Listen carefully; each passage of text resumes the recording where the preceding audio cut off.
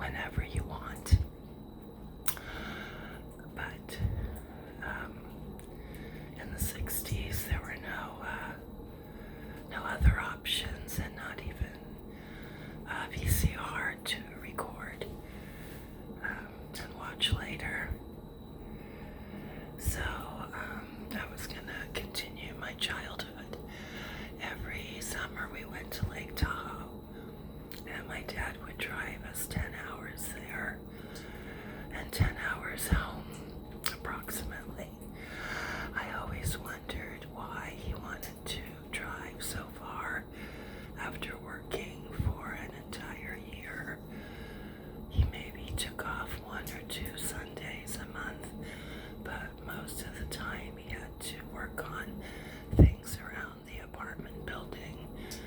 I always say my dad never retired. He was still renting apartments in his 80s and refused to leave.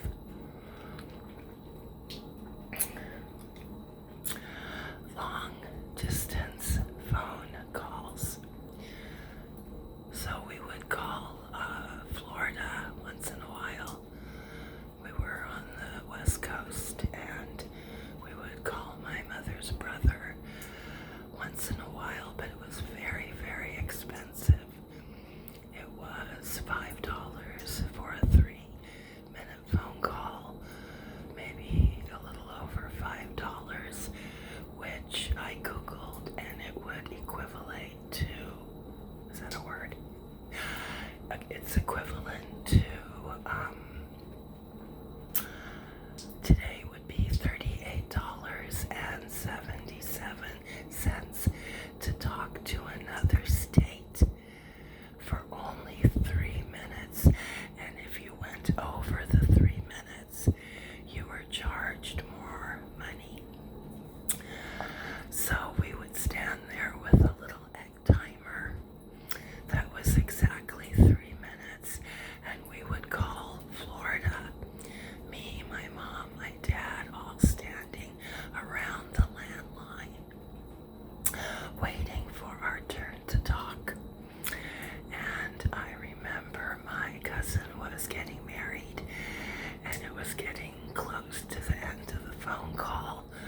And believe me, my father was standing there with his own wristwatch, tapping it with his finger. So my mother could talk fast and finish the call. I remember my mother asking what my cousin's new wife, what her name was, and we couldn't quite get it. We're talking Hungarian accents, probably not a great connection. Everyone's excited trying to talk. It was a novelty to call long distance, and now you can open your laptop and talk to people all over the world. Any country, anytime, day or night, instant access. How much life has changed. My mom kept saying, "What's her name? What is her name? What is it? What is it?"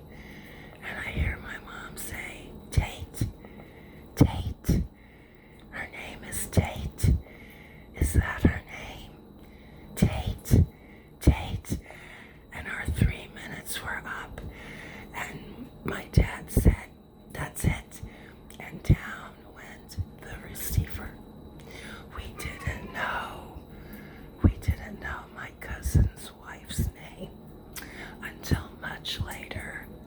It was Faith.